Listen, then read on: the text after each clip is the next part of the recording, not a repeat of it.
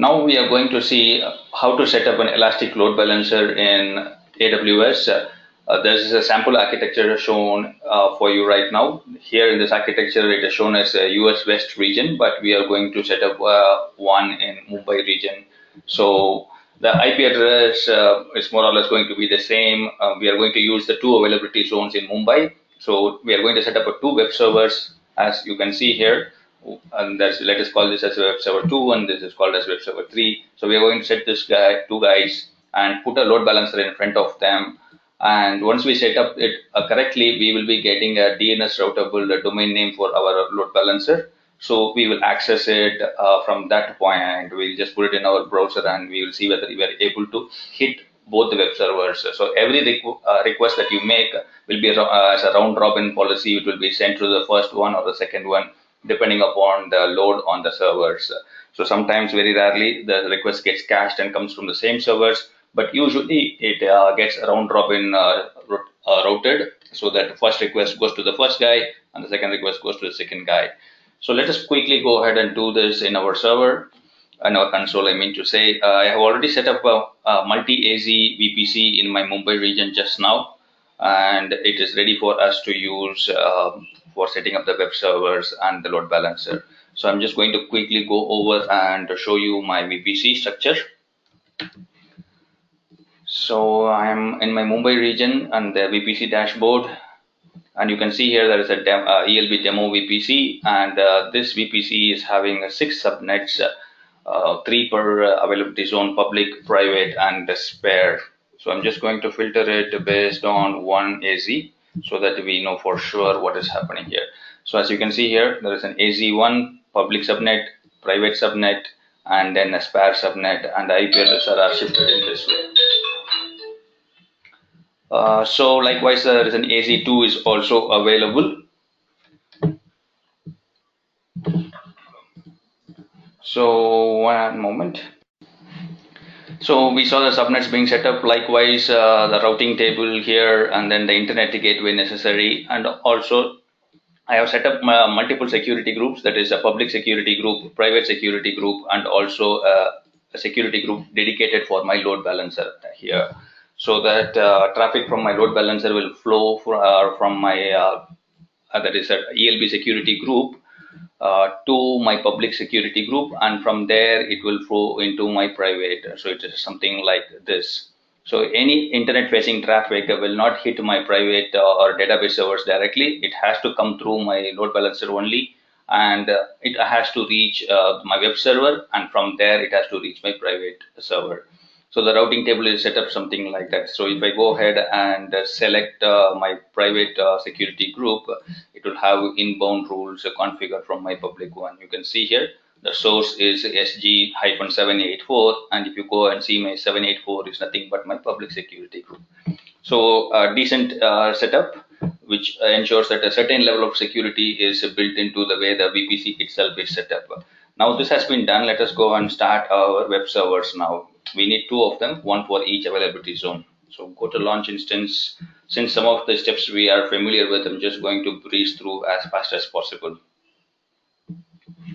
So most of the default configuration would suffice. In the network level, let us choose our ELB demo VPC and let us put it into AZ1 public subnet. This is the AZ1 public subnet, and I'm going to assign a public IP address also, so that we can access the server in case some issues are there. And I'm going to copy some files from my S3 bucket, so I'm just adding a role from over my server. Let me just add the advanced details so that it can copy the files from my S3 bucket.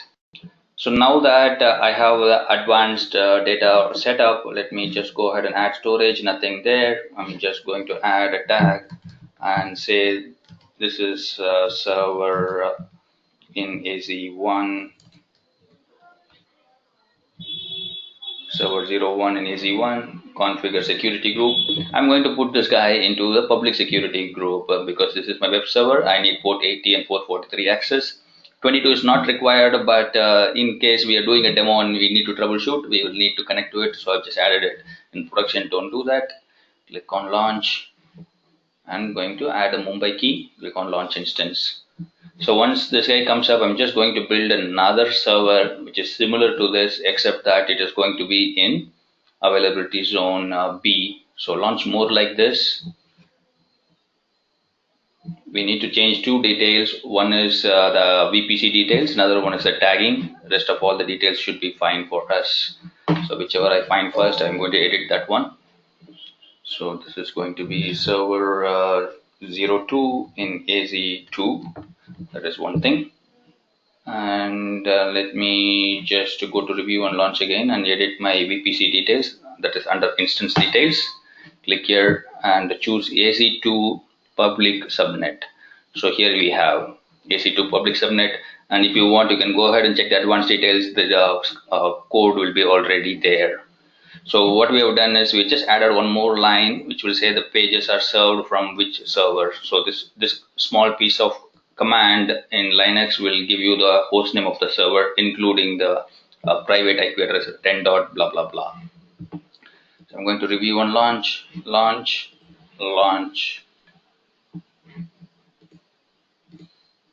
So my two web servers are booting up. One should already be available. Let us go ahead and check the public IP address of that guy and see if everything is working fine. So I'm just going to copy paste this. So quickly, let us check that out.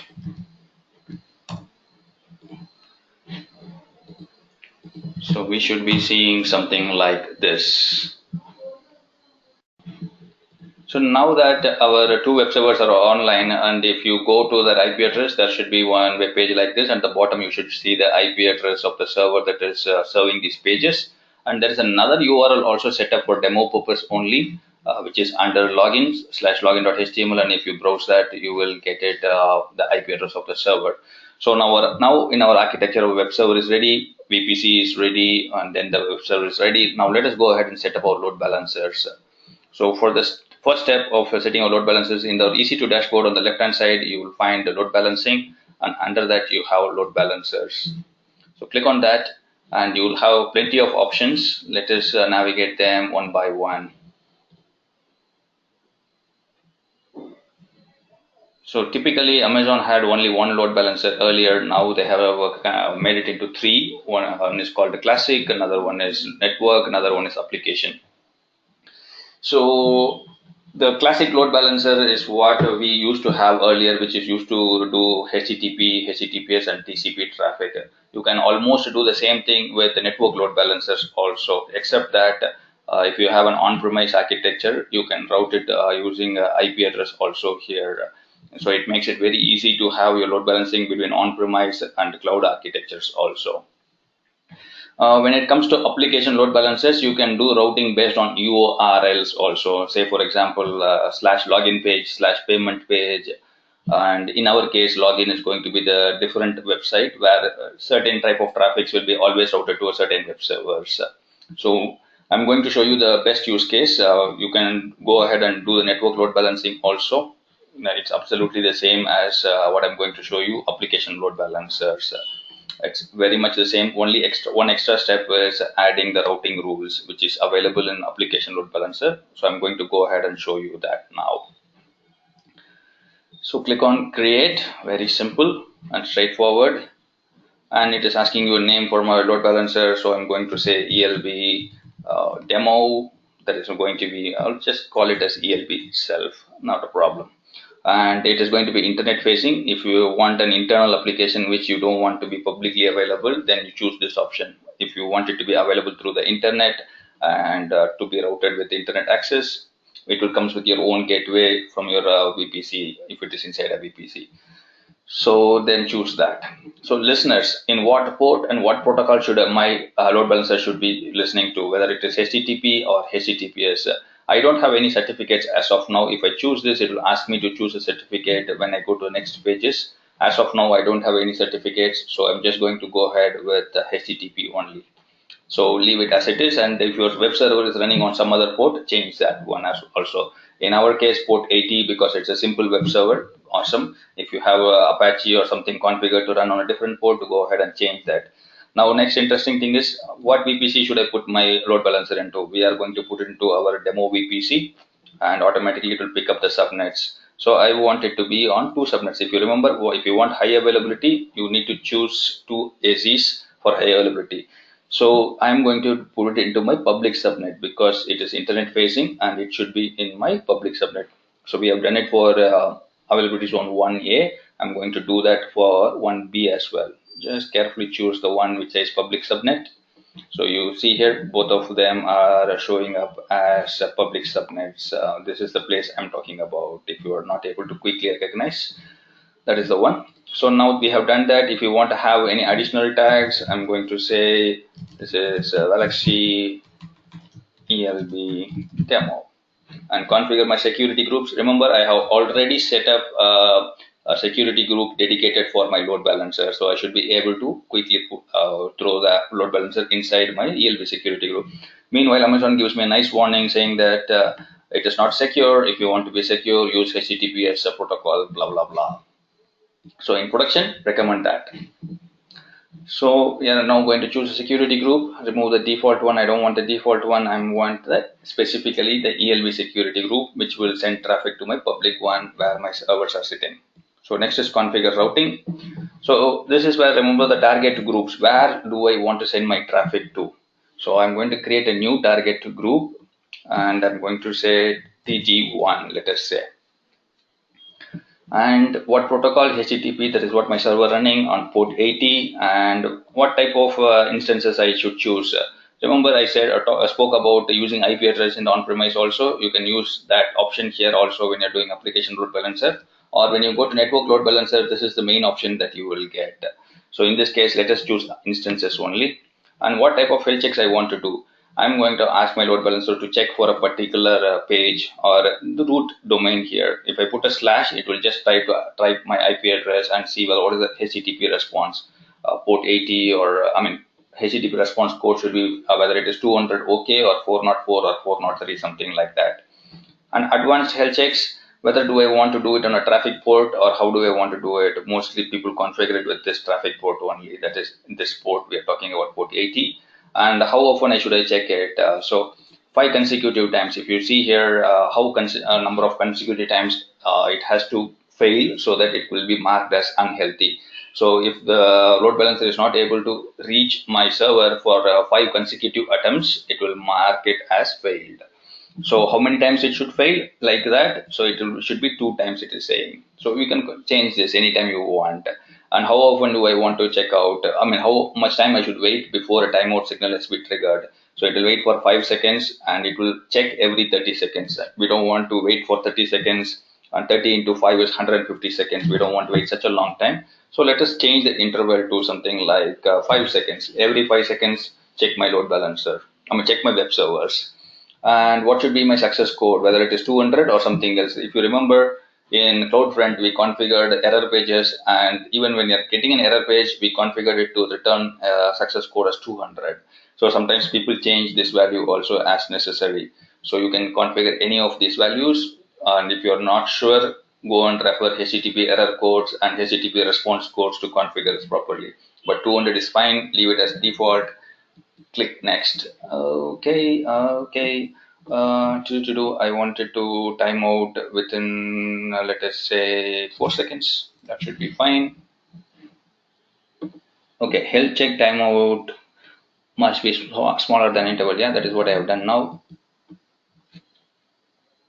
And which instances I want to send my traffic to. For now, let us choose both these instances. Select this and add registered. So it comes at the top, as you can notice. So let's go ahead and review all our configurations and click on create. So it is going to take my request, and my load balancer is going to take a few minutes for it to be fully set up and ready to route your traffic. So it is doing all the background processing which is necessary for setting up the load balancer, setting up the A name for our server, and all those things. So while it is getting selected, I'm just going to bring your attention to, while it is getting set up, as you can see that it is saying provisioning here, it will change it available or ready state very soon. While it is doing that, let us go ahead and quickly check something very interesting here. So the other one is called as a target group. Remember, I set up a target group as TG1 or TG2 with both the servers. In case you want to create multiple target groups and want to tag them, this is the place where you will do that. So what I'm going to do now is I'm just going to click on target groups and create a target group only for my login page. So I'm going to click on create target group and call it login target group. Okay, let us make it more friendly so that we can understand login target group. And once again, it is going to be HTTP port 80, and I will choose it based on instance only. And my VPC is going to be demo VPC, and all these are going to be default. I don't want to change any of them.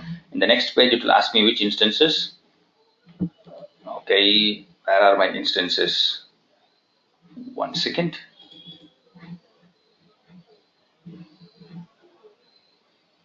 Okay, when I'm setting it up in the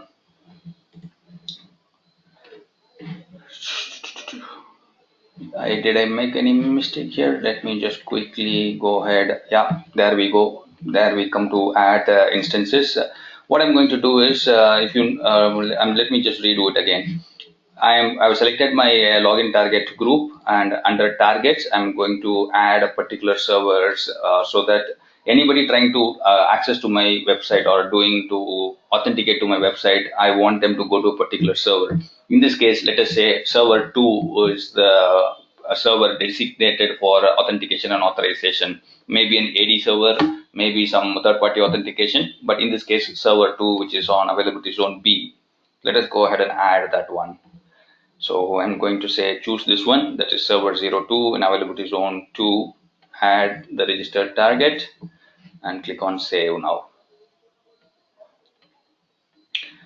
So now I need to configure my routing rules. So before checking the routing rules and making it complicated, let us go to a load balancer and see if everything is working fine. You see here the status has changed to active now. Here we go. This is active, so we should be able to use this DNS or a name record to access our web servers now. So let me just try that in my browser window.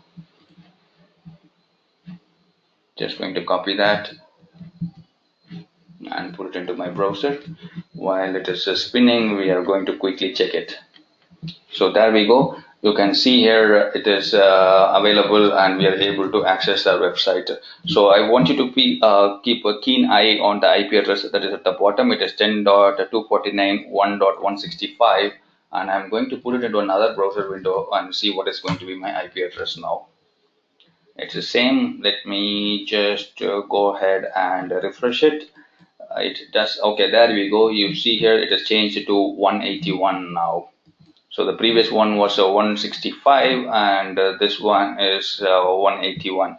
So you see here, that is how the load balancer shifts the traffic between those two servers and it does a round robin shifting. When I duplicated my servers, I think I didn't change my VPC. So it looks like both of the servers are running in 1B. I'm just going to add one more server. Launch mode like this. And then yeah, IP changes, but as of now both of them in the same availability zone. I'm just going to add one more server so that this server is going to reside on a different availability zone, so we can demonstrate clearly that we can route traffic across availability zones without any issue. So click on add storage. I don't want to add storage. Let me just review and launch, change the tags. So let us call this server 3 in availability zone 1. Launch.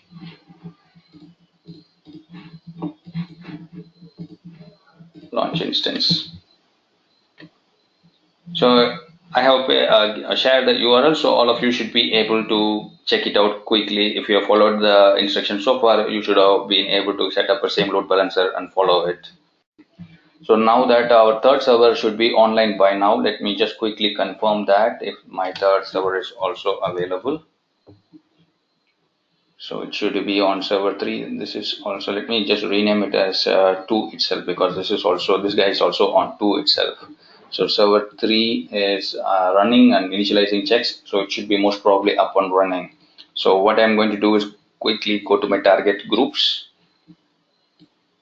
and remove this filter. So target group 1 is where all the traffic is being sent, and as of now you can see here there are two servers, server 1 in AC2 and server 2 also in AC2. I'm just going to add the other one, so edit, and I'm just going to choose server 3 as well and add to registered.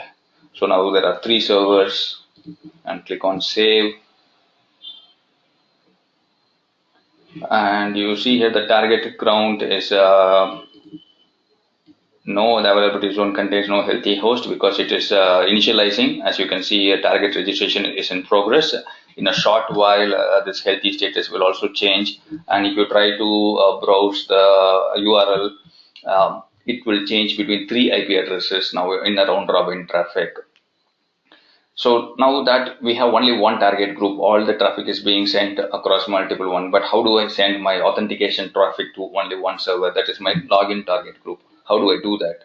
So the trick here is using the routing rules. So before I set up the routing rules, I just want to refresh my screen and see if the server has been registered completely. Yeah, it has registered. I'm just going to put this into my browser window once again and see if I'm getting a different IP address. Let me refresh again. 181 again. No, not changing. Yeah, there we go. It has changed to 054 now. So all the three servers are serving traffic now. So if I want to do a routing, so let's say for example I want to route it to a particular server. In this case, let me just identify the IP address of this guy. So this guy, server 02 AC2. Let me check the IP address of this guy so that we know that the traffic is being sent to this guy. Server 02 AC2 has a private IP address of 10.241 249.181. So this is the IP address when we see that when you're trying to access login.login HTML. So how do I do that? Go to my load balancers. Make sure that your load balancer is selected. Under listeners, you will have this routing rules, and click on view or edit rules. Once you do that, a new dashboard will come or a window to edit. Let us wait for the screen to refresh and get ready. So you see here, this is how the routing rules are. So all the traffic is sent to target 1, that is TG1. So I want to add another rule where all my login /login.html should be sent to login group. That is another target group that I have set up. So I'm just going to click on this button which says insert rule. Click on insert, and I'm going to change this to, if I remember correctly, it showed something. Okay, I'm going to choose path because it is a URL based filtering. So /login /star, then forward it to my login target group. So that's all how I'm going to change my URL now. If I have not saved this, if I go to my browser and put /login/login.html, you will see that this IP address is going to be round robin between three different IP addresses. If I click on refresh, you see here 181, and if I refresh again, it is 154, and it is 165 again. But once I click on save, this is the IP address of my server, and all the requests will be served only from this IP address. So let me do that. Go ahead, click on save, and give it a minute for the rule to propagate to the load balancer. Just going to refresh the screen and ensure that the rule is correct. And let me go back. And if you go to my monitoring, while it is getting all the states set, you can see here all the ELB status and everything will be shown here. How many requests has come, and whether there were page 404 errors, and whether 200 that is HTTP 200 core was there, how much bytes were sent, and all those kind of metrics will be shown here for you. So let me just go ahead and copy this URL and put it into another window now. And you see here it is 10.249.165. I'm going to hit refresh now. And oh, that is strange. It shouldn't happen.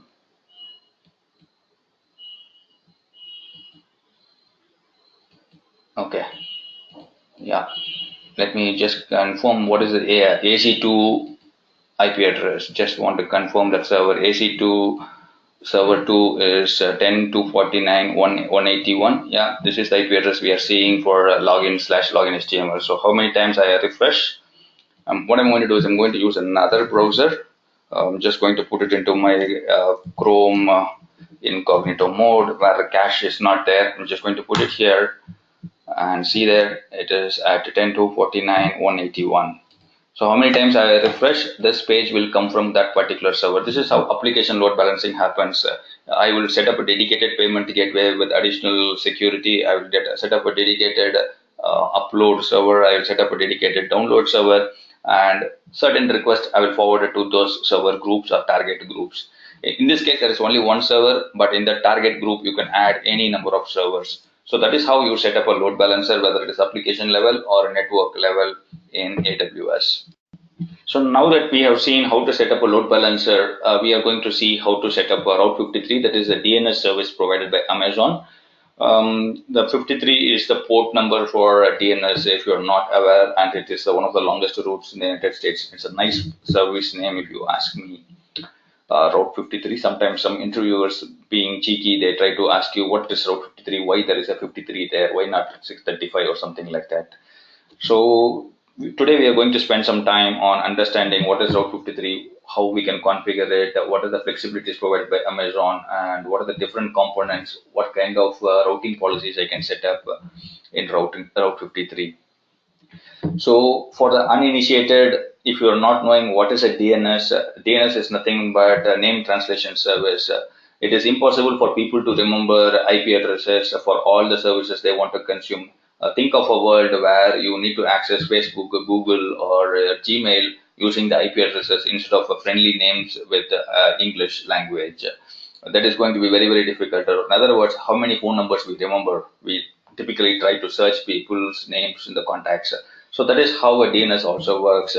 So if you type www.example.com, the request is sent to a DNS resolver, and that resolver will go ahead and try to see if it has a own entry or matching entry for www.example.com, and it gives the IP address to the browser, and the browser will understand that and send the traffic to that IP address. So in case if the DNS resolver doesn't have in itself the IP address, it will send it to another authority and or another DNS server, and it will ask, do you have that? So in that case, it might be another DNS server or Route 53 or any third-party service like Google DNS server, and it gets resolved and it gets cascaded to the user. So this is what, in a simple words, a DNS means: name resolution. If you type an URL or a domain name, it will give you an IP address. So Amazon also provides a service for this. The reason for that is quite often people want to have internal websites where the traffic is all routed within the corporate website itself. You don't want to set it up in the public facing way. So in those cases, you can set up a Route 53 service within your VPC and send the traffic inside the VPC instead of going out of the VPC itself. Or sometimes you want to set up your entire infrastructure in the cloud and you don't want to go to a DNS registrar or some third-party DNS service only for hosting your domain name. So especially for this reason, Amazon brought up this service, and it is one of the services which offers you about 100% SLA. Because if your DNS is down, your entire website is going to be down. Whether you run your database or web server or middle level, any tier, it doesn't make any sense if your DNS server is not working. So that is the reason Amazon provides 100% SLA commitment for the DNS service. And it also provides a health checking service also. What it means is it will check whether your web servers are down or up, or should I send the traffic to India, should I send the traffic to US because there is more load, or should I send it to a static website in S3. So it can do the health checks and direct the traffic appropriately based on the results of the health check. And it is highly scalable. I mean, you can have a small startup which is having 100 users, and tomorrow the startup goes into a very big state and you have millions of users. The Route 53 service will also scale to meet that kind of demand. You don't have to do anything. Amazon manages the Route 53 service. So the availability and scalability is managed by Amazon itself, and you pay a small premium for that. Remember that Route 53 is not a free service. For every, even if you have a free tier account, there is a caveat. But generally, remember that if you're going to run Route 53 for say 1 day or 10 days, you are going to be charged for that. But if you want to do some experimentation with a particular domain name or a DNS or record set, and if you're deleting those configurations within 1 hour, you will not be charged for it. So otherwise, if you're going to run for more than an hour or two, you are going to have a small bill. Probably it is less than a few dollars, not even $1 if you actually calculate it. So don't be worried about the small bill. It is a fantastic service. It's fun to work with Route 53, and I will show you a quick demo of how to set it up and how to create record sets and route traffic. Before doing the demo, there are a few other components that we need to remember. As I said, it's a 100% SLA, and it can do health checks, and it can do very advanced routing as well as basic routing. Say, for example, if I am an Indian user and I want to access some data which is available in my local servers, I will be sending traffic to geo-based DNS server. I will not be sending my request all the way to US. And I can do some other routing. There are LBR and WRR, weighted round robins. We will see latency based routing, both are available. We'll just see it in a short while. There are multiple routing configurations available, and you can choose any one you want. There is no charges for that. But if you're doing weighted round robin, there is going to be a lot of other services you will consume for which you might be charged. And it supports alias records also. What it means is you can have a DNS routed to EC2 or S3 or load balancer, and you can create multiple alias records for each of them also. So if somebody types www.example.com, you can send the results to one page, and myexample.com will also be routed to the same page. So both myexample.com will actually an alias be for example.com. So that is how an alias records work. Just like all of us have multiple names and it all refers to the same person, you can do the same thing in DNS also. And as I said, private corporate DNS is also available, and Amazon allows you to register a domain name in its own service. It is pretty costly, but you can register a domain name. If you have a fancy domain name and you think of starting your own company, you can use Amazon to register that domain name also. So Route 53 supports a lot of record sets. When we say record set, what it means is what kind of traffic are we routing here? When we say a record, it is something related to 1 dot, 2 dot, 3 dot, 4 dot IP address, that is IP version 4. When we say AAA here, as it is shown on the left hand side, what we are talking about is IPv6 traffic that will have 6 octets, and you will be routable IP address for IPv6 also. Likewise, the CNAME is nothing but the alias name, and on the right hand side, if you have MX, nothing but the mail records. If you have a mail server and you want to use SMTP 425 or POP, and you want to route the traffic for mailing, then you can configure your MX records. And NS is nothing but your name server. In other words, within your corporate firewall or VPC, you can run your own DNS servers using NS configurations.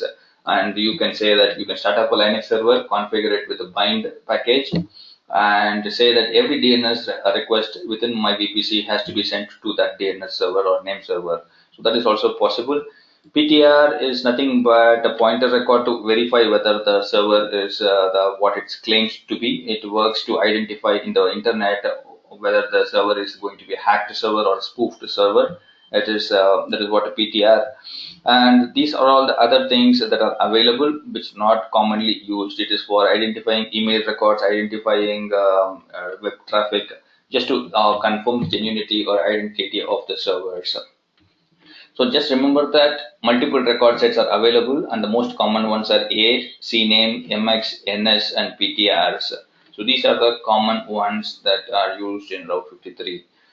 So the next step is health checks. How do I configure health checks? As I said, you can do configure health checks based on the EC2 services or EC2 instances itself, and send your traffic to based on that. Whether EC2 is not available, you can send your traffic to S3, or you can do multiple health checks also depending upon the latency also. Say my server should respond in 10 seconds, and if it is not responding in 10 seconds, I will send it to on-premise data center, or I might send it into a static website saying, instead of saying page cannot be displayed, I will show the user some page so that the user will have an idea that the page is not displayed and they can spend more time in your website without knowing that there's a problem on the back end.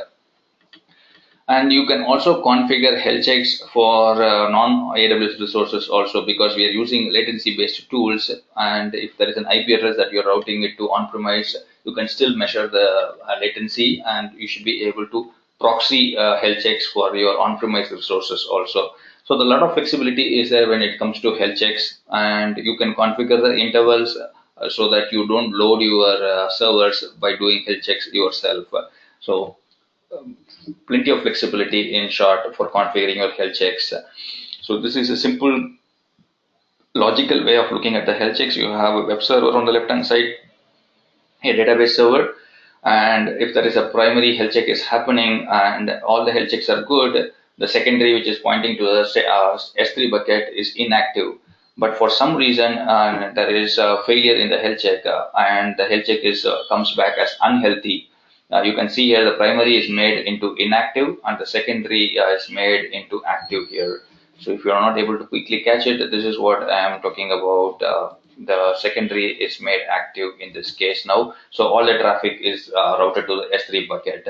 And once everything goes back online, and because Route53 is constantly checking your web server, if your auto scaling or a manual server or admin has fixed up the problem, then the traffic will start shifting to your primary itself and it will reroute your traffic to the primary.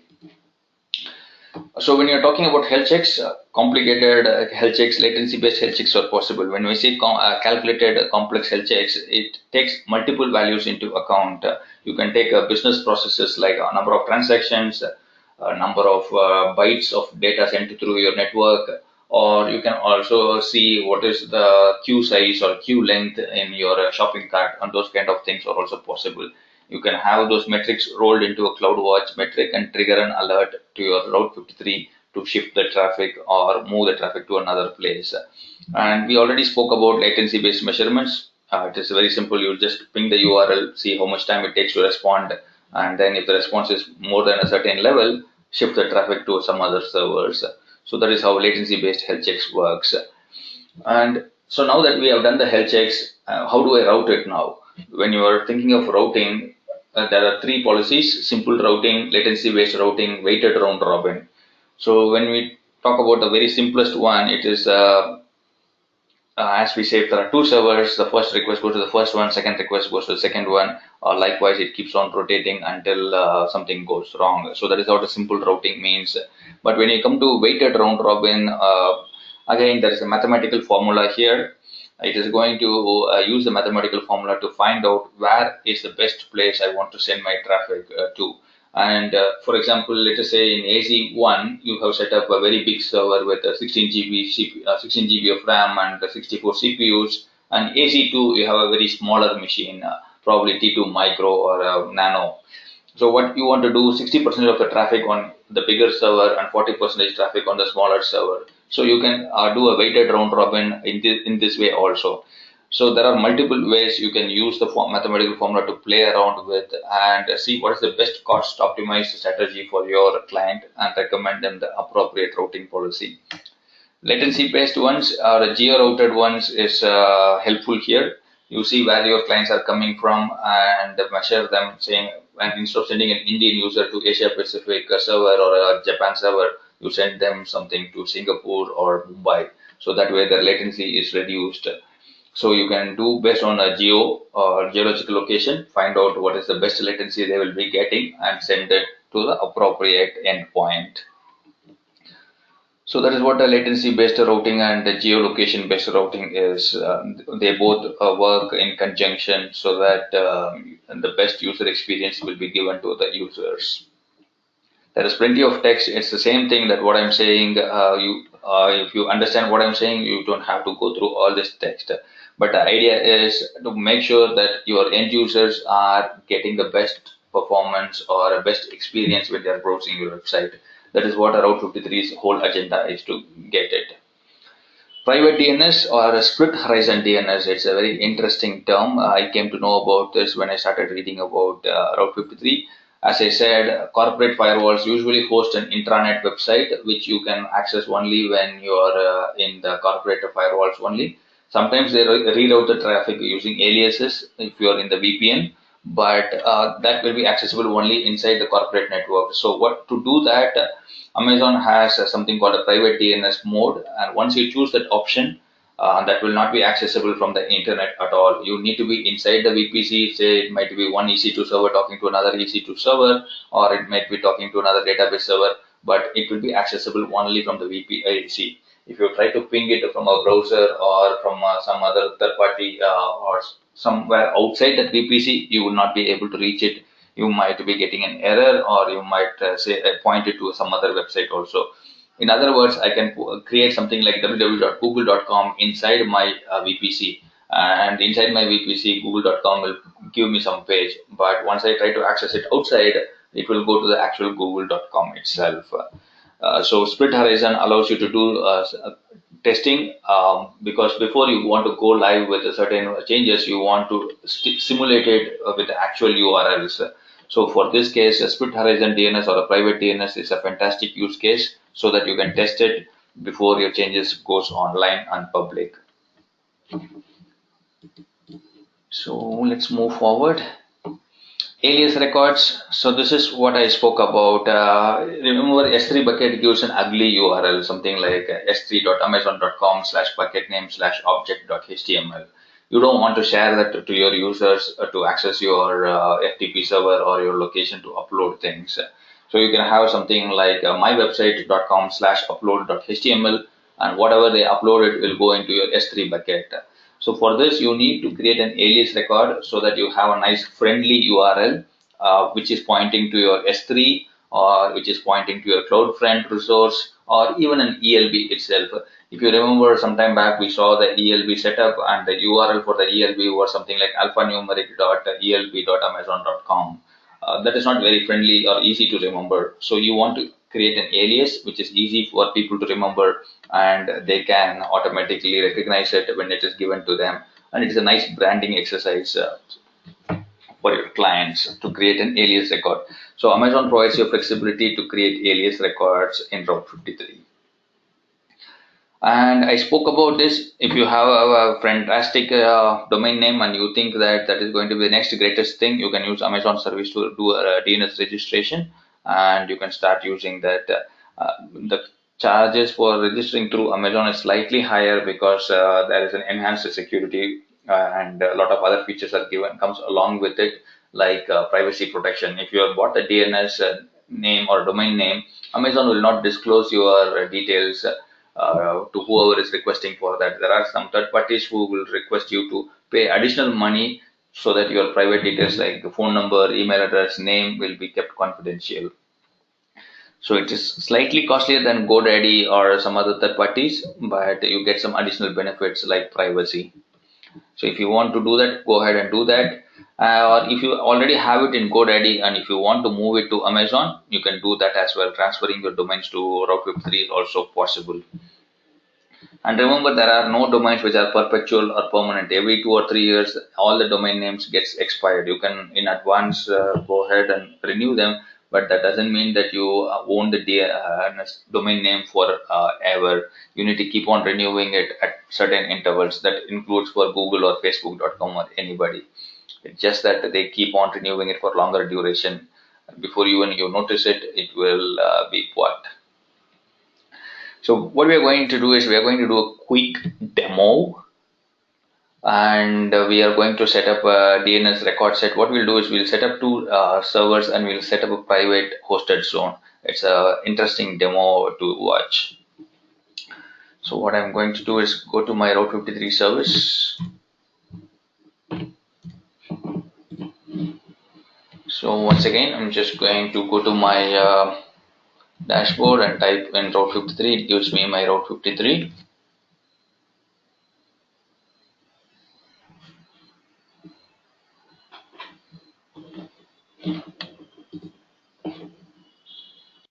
So this is how the Route 53 console looks like. You have DNS management, traffic management, availability monitoring, and domain registration. So the last part is where you want to register, means this is where you use 90% of the times you are going to spend your time on DNS management. So let us get started with the DNS management. And today we are going to see a quick demo on setting up a private DNS. So the first step is creating a hosted zone. So where all your records are going to sit in. So click on create hosted zone, and it is going to ask you what is going to be your domain name. So before I'm going to do that, just come down to this type and let us say private hosted zone for my VPC. So once I choose that, it is going to ask me which VPC. We'll come to that. So let us call this myenv.com. If you remember, I don't own this, or I don't have any website called myenv or anything. I'm just, because it is private, I can write whatever I want. I can do something like a Valaxy uh, demo, something like that. Also, that will also work. So I'm just comment Valaxy Route 53 demo, and here I'm going to choose my VPC, and it is asking me which VPC I want. I am going to choose my ELB demo VPC, which just now set up some time back, where 2 servers are already running. And it says that it reminds me to use private hosted zone. You must have these 2 things. I'm sure I have this. If not, we can go ahead and enable that later also, not a problem. So click on create. So now my hosted zone is getting created. So the next step is adding record sets, or in other words, where I want to send a traffic. If somebody types valaxydemo.com, where should I send my traffic to? That is the next thing that we need to do here. So this is my record set. You see here the name server. So internally, any server which is inside that VPC and requesting for valaxydemo.com, it will all be taken care by this DNS servers. So the next step is creating record sets. And for that I will need the IP address of my servers. So let us do it for the first server, Linux 01, and I'm going to take only the private IP address because it is not internet routable. So I'm going to use my private IP address, copy that, go back to my Route 53, and this is my Linux 01 server. So I'm just going to say name of my server is linux01.valaxydemo.com, and it's the A name. Whenever somebody says A name, that is going to be pointing to an IP4 IP address. So remember, all the record sets that we spoke about, all of them are here. And if I choose AAA, it shows IPv6. So I have only IPv4 address, and I'm going to type it here. And if you're not sure, if you change this also, the example field also will change. So it is very friendly to figure out what you should exactly type in this field. So in this case, I'm going to choose only an A name. I'm just going to say this IP address. And routing policy, remember we spoke about all those things, weighted, latency, failover, geolocation. So most of the cases, simple is enough. If you have a very, very complex environment, then only you will have to change this. So go ahead with simple and click on create. And you should see an entry here happening anytime soon now. So you see here there is a record set created for my Linux server. Let us do that for our second server. Also create another record set and say Linux 02. Go ahead and copy the IP address for the second server. And as you can see here, there is no public IP address listed for this server. So put it here and click on create. We should be seeing that anytime soon here. So the propagation happens pretty quick, especially for a private hosted zone. If it is a public hosted zone, you probably will have to wait about 5-10 minutes, just like we did in CloudFront and other services where propagation is required, because we were talking about propagation through the internet. So all the DNS servers has to be replicated, but this is internal. It happens pretty quick. So let us log into our server using the public IP address, because for one server at least we need a public IP address to connect to. So I'm just going to copy this public IP address and go and connect to it. So go to session, SSH, put the public IP address. We are launching Linux, so easy to user. We are in Mumbai region, so I'm going to choose my Mumbai key, and I'm just going to call this as Linux 01. If you remember, our Linux 01 has a public IP address. So let me close these guys. These are not required. So I have my first session set up on Linux 01.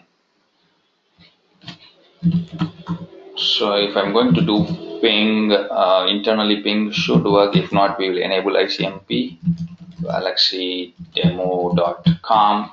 We should be getting a response. You see here the DNS name automatically works. And if I do NS lookup, assuming the package is there, I should be getting a response. If not, if the package NS lookup is not there, we will install it. Okay, it is there. So you can see here it gives me my IP address as a non-authoritative answer, because this server is not a dedicated DNS server, but it is still able to resolve my Linux 01. So likewise, I should be able to ping Linux 02.valaxydemo.com as well. ICMP across the security groups is not enabled, so you might not get a response for this. But if I do an SSH, I should be able to get that one. But before that, let me do this, because this request is going to my DNS server and I should be able to get a response. So you see here, I'm able to ping it and get a response as 249.1, because this server is 249.0 and the Linux 2 is on 249.1. So let me just do SSH, and shouldn't matter because anyway my private key is not there. I will not be able to connect. So let me just do SSH, and you see here it gives me a prompt for connecting. So that is how you set up an routing based on DNS names inside AWS.